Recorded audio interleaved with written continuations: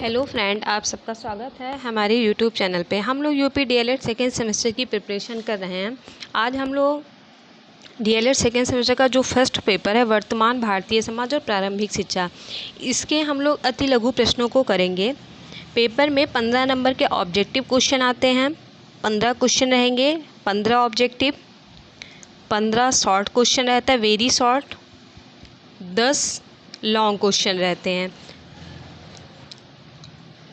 आज हम लोग वेरी शॉर्ट क्वेश्चन को पढ़ते हैं।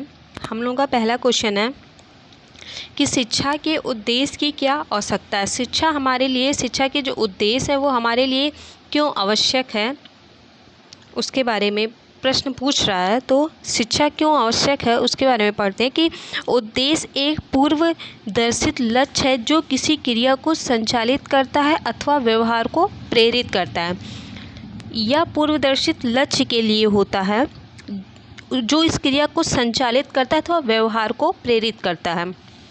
क्वेश्चन नंबर दूसरा है कि स्वस्थ शरीर में ही स्वस्थ मस्तिष्क है, यह कथन किसका है।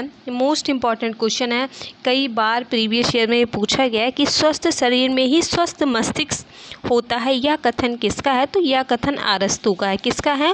अरस्तू का है। ज्ञान, क्वेश्चन नंबर थर्ड है हम लोगों का कि ज्ञान ही स्वर्ग तक की उड़ान में पंखों का आधार है, यह कथन किसका है। यह कथन शेक्सपियर का है। किसका है? यह कथन शेक्सपियर क्या है कि ज्ञान ही स्वर्ग तक की उड़ान के पंखों का आधार है। क्वेश्चन नंबर 4 है हम लोग का कि शरीर, मस्तिष्क और आत्मा, इन तीनों का उचित और सामंजस्यपूर्ण मिश्रण पूर्ण मनुष्य के निर्माण के लिए आवश्यक है और शिक्षा की सच्ची व्यवस्था का आधार है। यह कथन किसने कहा था। तो यह कथन महात्मा गांधी जी ने कहा था कि शरीर, मस्तिष्क और आत्मा, इन तीनों का जब उचित सामंजस्य होगा तो स्वस्थ मनुष्य का निर्माण होता है, स्वस्थ मनुष्य का निर्माण होगा। शिक्षा के व्यक्तित्व उद्देश्य का संकुचित अर्थ क्या है। आत्म अभिव्यक्ति अथवा बालक की शक्तियों का सर्वांगीण विकास।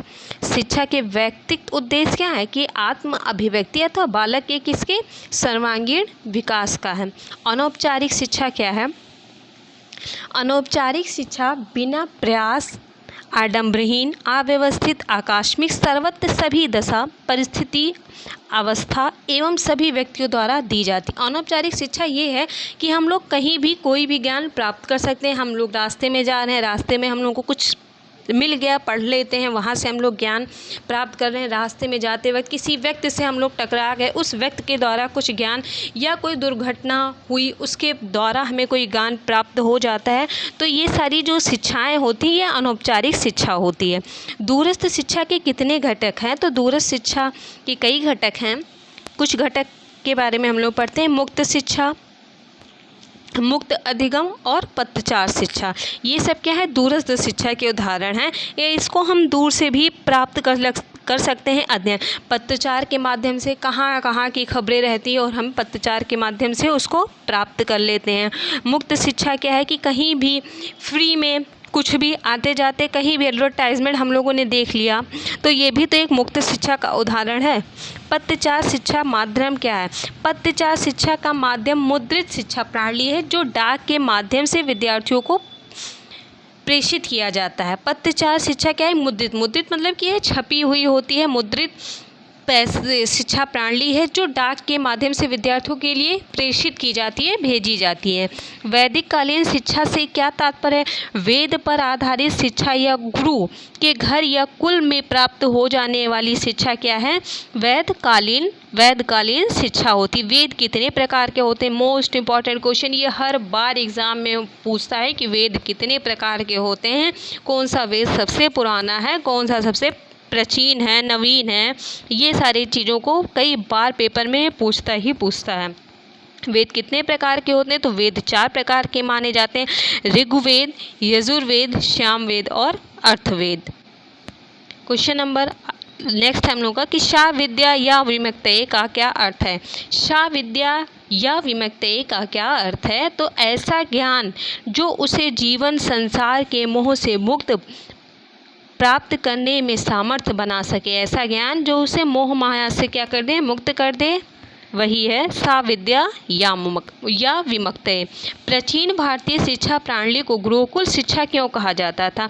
यह शिक्षा गुरु घर या कुल में प्राप्त होती थी, इस कारण इसे गुरुकुल शिक्षा कहा जाता है। मतलब प्राचीन भारतीय समाज में जो गुरुकुल शिक्षा प्रणाली थी, जो गुरुकुल शिक्षा क्यों कहते, तो जो शिक्षा गुरु के घर में प्राप्त हो या किसी कुल में प्राप्त होती है तो उसे क्या कहते हैं? गुरुकुल शिक्षा। अगर इस क्वेश्चन का आंसर हम लोग देखें तो इस क्वेश्चन में दिया हुआ है कि गुरुकुल मतलब गुरु के कुल में जो प्राप्त हो ऐसी शिक्षा को क्या कहते हैं? गुरुकुल शिक्षा कहते हैं। प्राचीन काल में वेद के ज्ञाता को क्या कहते हैं? प्राचीन काल में जो वेद के ज्ञाता उसको क्या कहेंगे? स्नातक कहेंगे। क्या बोलेंगे? स्नातक। प्राचीन काल में दो वेदों के ज्ञाता को क्या कहेंगे? तो दो वेदों के ज्ञाता को वासु कहते हैं। दो वेदों के ज्ञाता को क्या कहेंगे? हम लोग वासु कहेंगे। प्राचीन काल में तीन वेद के ज्ञाता को क्या कहते हैं? रुद्र कहते हैं। वेद के ज्ञाता को हम लोग क्या कहते हैं? स्नातक। वेद के ज्ञाता को हम लोग क्या कहते हैं? स्नातक कहते हैं। जैसा कि आप लोग ये देख रहे हैं, क्वेश्चन था हम लोग का कि वेद के ज्ञाता को क्या कहते हैं? स्नातक कहते हैं। दो वेद के ज्ञाता को हम लोग क्या कहेंगे? वासु कहेंगे। तीन वेद के ज्ञाता को हम लोग क्या कहेंगे? रुद्र कहेंगे। चार वेद के ज्ञाता को हम लोग क्या कहेंगे? आदित्य कहेंगे। क्या बोलेंगे? आदित्य। वेद के ज्ञाता को क्या कहेंगे? स्नातक कहेंगे। वेद के ज्ञाता को स्नातक, दो वेद के ज्ञाता को वासु, तीन वेद के ज्ञाता को हम लोग रुद्र कहेंगे, चार वेद के ज्ञाता को हम लोग क्या कहेंगे? आदित्य कहेंगे। नेक्स्ट क्वेश्चन कि वैदिक शिक्षा में 5 वर्ष की अवस्था पूर्ण करने के बाद जब गुरुकुल में प्रवेश लेता था तब कौन सा संस्कार किया जाता था? तो यह संस्कार चूड़ाक्रम संस्कार किया जाता था। कौन सा संस्कार होता था? चूड़ाक्रम संस्कार। गुरुकुल में प्रवेश के लिए भेजते समय कौन सा संस्कार कराया जाता था? तो यह उपनयन संस्कार। कौन सा संस्कार होता था? उपनयन संस्कार। उपनयन का शाब्दिक अर्थ क्या है? तो उपनयन का शाब्दिक अर्थ है गुरु के पास ले जाना। क्या है? गुरु के पास ले जाना। उपनयन का शाब्दिक अर्थ गुरु के पास ले जाना। विद्यार्थी जीवन की समाप्ति पर कौन सा संस्कार होता था? समापवर्तन संस्कार। समाप्ति पे कौन सा संस्कार? तो समावर्तन का संस्कार। समाप्ति पे कौन सा संस्कार होता था? तो समापवर्तन का संस्कार होता था। Doctor R.K. मुखर्जी ने बौद्ध शिक्षा के विषय में क्या कहा? तो डॉक्टर R.K. मुखर्जी के मत में बौद्ध शिक्षा प्राचीन ब्राह्मणीय शिक्षा प्रणाली का एक परिवर्तित रूप था। प्राचीन शिक्षा प्रणाली जो थी ब्राह्मणीय शिक्षा की, उसका एक परिवर्तित रूप था। बौद्ध शिक्षा की शिक्षण विधि क्या थी? बौद्ध शिक्षा की जो शिक्षण विधि थी वह मौखिक थी, उसमें बोल के पढ़ाया जाता था। इस्लाम धर्म में शिक्षा का क्या महत्व था? इस्लाम धर्म में शिक्षा का एक विशेष महत्व था। मोहम्मद साहब कहा करते थे कि दान में सोना देने की अपेक्षा बच्चों को शिक्षा देना श्रेष्ठ है। इस्लाम धर्म में शिक्षा का विशेष महत्व था। किसने कहा? मोहम्मद साहब। इनका ये कोट पूछ सकता है कि मोहम्मद साहब ने क्या कहा था, या ऐसा पूछ सकता है कि दान में सोना देने की अपेक्षा अपने बच्चों को शिक्षा देना श्रेष्ठ है, या किसने कहा? तो यह किसने कहा था? यह मोहम्मद साहब ने कहा था। किसने कहा था? मोहम्मद साहब। हुमायूं नामा किसने लिखा था? बाबर की पुत्री गुलबदन। बाबर की जो पुत्री थी गुलबदन बेगम ने हुमायूं नामा लिखा, जो एक श्रेष्ठ ऐतिहासिक ग्रंथ कहा जाता है। हुमायूं नामा की कौन थी? पुत्री थी गुलबदन। कौन थी? गुलबदन बेगम ने लिखा था, जो एक श्रेष्ठ ऐतिहासिक ग्रंथ माना जाता था। मकतब, ये क्वेश्चन ऑब्जेक्टिव में कई बार पूछा गया कि मकतब में जो बच्चे होते हैं वह प्राइमरी के होते हैं या जूनियर के होते हैं। तो मकतब में जो बच्चे प्रवेश लेते हैं, जो पढ़ते हैं, वह प्राइमरी के लिए होते हैं। किसके लिए होते हैं? प्राइमरी के लिए होते हैं। मकतब में प्रवेश की आयु क्या होती है? मकतब में प्रवेश की आयु 4 से 5 वर्ष होती है। तो 4 से 5 वर्ष के जो बच्चे होते हैं वो किस में आते हैं? प्राइमरी में आते हैं। प्रवेश के समय कौन सा संस्कार किया जाता था? बिस्मिल्लाह संस्कार किया जाता था। इसमें बालक 4 वर्ष 4 माह और 4 दिन का होता था। किस शिक्षा शास्त्री ने कहा कि शिक्षा मनुष्य के पाश्विक प्रवृत्तियों से ऊंचा उठने के लिए कार्य करता है? अरस्तु ने कहा था। ये क्वेश्चन नंबर फर्स्ट भी हम लोगों ने आपको पढ़ाया था अभी। उन्होंने ही कहा था कि स्वस्थ मनुष्य में ही स्वस्थ मस्तिष्क का विकास होता है, और उन्होंने ही कहा कि शिक्षा मनुष्य के पार्श्विक प्रवृत्तियों से ऊंचे उठने का कार्य करती है।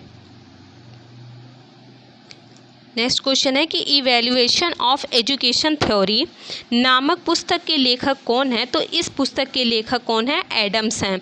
इवैल्यूएशन ऑफ एजुकेशन थ्योरी किसने लिखी थी? तो इसको एडम्स ने लिखा था। जॉन एडम्स ने शिक्षा की प्रक्रिया की क्या दो आधारभूत स्तंभ बताएं? तो जॉन एडम्स ने शिक्षा प्रक्रिया के अध्यापक व छात्र दो महत्वपूर्ण स्तंभ बताए। अध्यापक और छात्र दो महत्वपूर्ण स्तंभ उन्होंने बताया था। शिक्षा की प्रक्रिया में समाज का महत्वपूर्ण स्थान होता है। यह कथन किसका था? तो यह कथन जॉन डीवी का था। किसका था? जॉन डीवी का था। यह कथन किसका है कि शिक्षा वह प्रक्रिया है जिसके द्वारा बालक की जन्मजात शक्तियाँ बाहर प्रकट होती है। यह कथन फ्रोबेल का। इन्होंने ये भी कहा है कि हम बच्चों को देख के ये बता सकते हैं कि बच्चा आगे चल के क्या कर सकता है।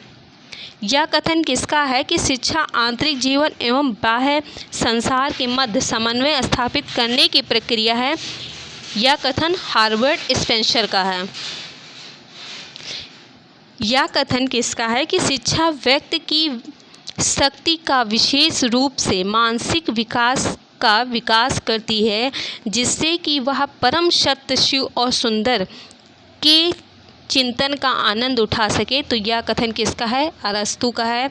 आप लोग बहुत याद करेंगे तो कंफ्यूज रहेंगे, इसलिए इसको याद करने का एक ट्रिक है कि जहाँ पे सत्य शिव सत्यम शिवम सुंदरम आ जाए, वो किसने दिया था? तो अरस्तु ने। स्वस्थ शरीर में स्वस्थ मस्तिष्क का विकास, अरस्तु ने कहा। यह कथन किसका है कि शिक्षा से मेरा तात्पर्य बालक और मनुष्य के शरीर, मस्तिष्क व आत्मा का उत्कृष्ट विकास है।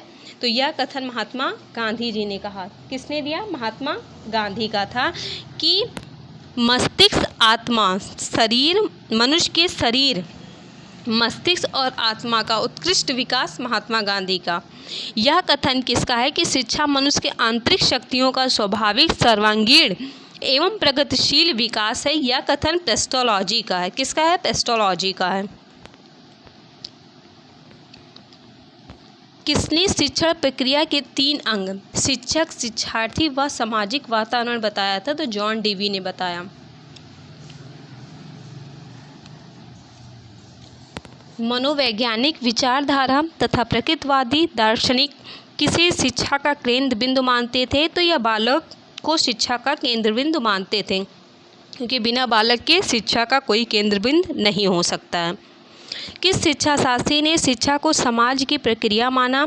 डीवी ने शिक्षा को समाज की प्रक्रिया माना। किसने कहा शिक्षा एक दोमुखी प्रक्रिया है? अभी हम लोगों ने पढ़ा था कि एडम्स ने शिक्षा को दोमुखी प्रक्रिया माना।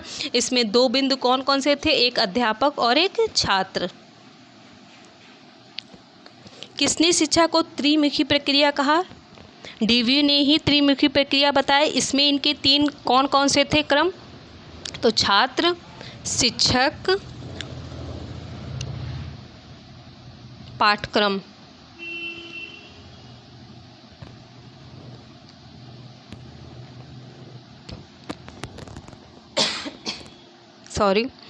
चुंबक की समान शिक्षा में 2 ध्रुवों का होना आवश्यक है, इसलिए शिक्षा को त्रिमुखी प्रक्रिया। यह कथन किसका है? यह कथन रॉस का है। किसका है? रॉस का है। शिक्षा प्रक्रिया को कितने भागों में विभाजित किया गया? शिक्षा प्रक्रिया को 3 भागों में विभाजित किया गया। शिक्षा का सर्वश्रेष्ठ उद्देश्य तथा कार्य मानव प्रकृति तथा चरित्र को प्रशिक्षित करना। यह कथन किसने कहा? तो यह कथन प्लेटो ने कहा था। यह कथन किसने कहा कि समाज विहीन व्यक्ति कोरी कल्पना है। समाज विहीन व्यक्ति कैसी है? कोरी कल्पना के समान है। किसने कहा है? रेमंड ने कहा है। शिक्षा हमारा जन्मसिद्ध अधिकार है। यह कथन किसका है? पेस्टोलॉजी। किसका है? पेस्टोलॉजी का है। पौधों का विकास कृषि के द्वारा और मनुष्य का विकास शिक्षा के द्वारा होता है। यह कथन किसका है? यह कथन लॉक का है। किसका है? लॉक का है कि पौधे का विकास कृषि द्वारा और मनुष्य का विकास शिक्षा के द्वारा होता है। यह कथन किसका है? लॉक का है। शिक्षा में अध्यापक विद्यार्थियों के साथ पाठ्यक्रम भी सम्मिलित किया जाता है, क्योंकि पाठ्यक्रम के अभाव में शिक्षण कार्य पूर्ण नहीं हो सकता। यह कथन किसका है? तो यह कथन भी जॉन डीवी का ही है। मानव जीवन में कौन से दो पक्ष हैं? प्रथम है शारीरिक पक्ष, द्वितीय है सामाजिक और सांस्कृतिक। जो विचार जीवन निर्माण, मनुष्य निर्माण तथा चरित्र निर्माण में सहायक हो, उन्हें शिक्षा की संज्ञा दी जाती। यह कथन किसका है? तो यह कथन स्वामी विवेकानंद जी का है। किसने लिखा है संगमरमर के पत्थर के लिए जो महत् मूर्ति कार्य का है, वही महत् आत्मा के लिए शिक्षा का है। किसने कहा? एडिसन ने कहा था। बालक के विकास की कितनी अवस्थाएं होती हैं? बालक के विकास की 3 अवस्थाएं होती हैं। शिक्षा की संपूर्ण प्रक्रिया का उद्देश्य विकास या उन्नति है, या किस दार्शनिक ने कहा था? तो यह जॉन डीवी ने कहा था। जॉन डीवी ने कौन सी पुस्तक लिखी थी? तो जॉन डीवी ने डेमोक्रेसी ऑफ एजुकेशन पुस्तक लिखी थी। जॉन डीवी ने कौन सी पुस्तक लिखी थी? जॉन डीवी ने डेमोक्रेसी एंड एजुकेशन पुस्तक लिखी। आज के वीडियो में इतना ही। आगे हम लोग नेक्स्ट वीडियो में करेंगे। अगर आप चैनल पे नए हैं तो चैनल को लाइक शेयर सब्सक्राइब ज़रूर करें। धन्यवाद।